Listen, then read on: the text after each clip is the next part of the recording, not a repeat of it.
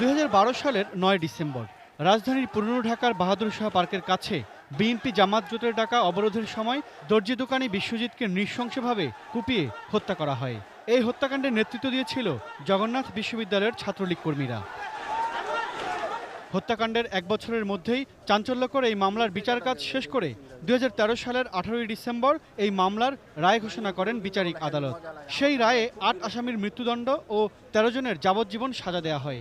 সেই রায়ে রাষ্ট্রপক্ষের আইনজীবী তাদের সন্তুষ্টির কথা জানিয়েছিলেন।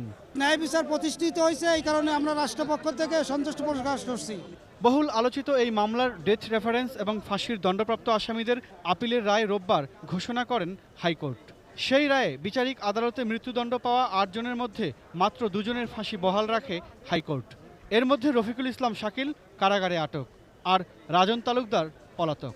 মৃত্যুদণ্ডপ্রাপ্ত ৪ জনের ফাঁসির সাজা কমিয়ে যাবজ্জীবন এবং ২ জনকে খালাস দেওয়া হয়। এমন রায়ে ক্ষুব্ধ বিশ্বজিতের স্বজনেরা।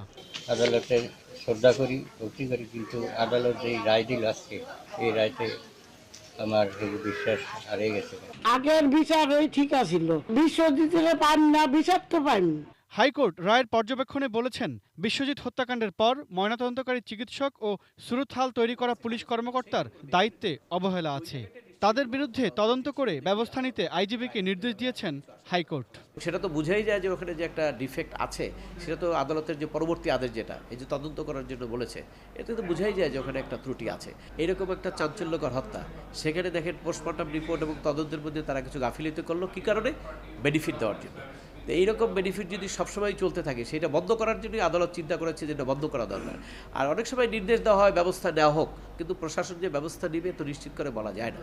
এই জন্যই একটা মনিটরিংয়ের দায়িত্ব হয়তো আমাকে দিয়েছে, যে আমরা দেখব যেটা প্রকৃতপক্ষে তাদের সে আইনের আওতায় আনা হয় কিনা, না আনলে আমরা আবার আদালতে আসবো। বিচারিক আদালতে ফাঁসির দণ্ড পাওয়া ৮ আসামির মধ্যে যে ৬ আসামির সাজা কমানো হয়েছে, আপিল বিভাগে তার সাজা বহাল থাকবে বলেও আশাবাদ এই আইনজীবীর। একই প্রত্যাশা রাষ্ট্রপক্ষের আইনজীবী নজিবুর রহমানেরও। পূর্ণাঙ্গ রায় হাতে পেলে নেওয়া হবে সেই উদ্যোগ।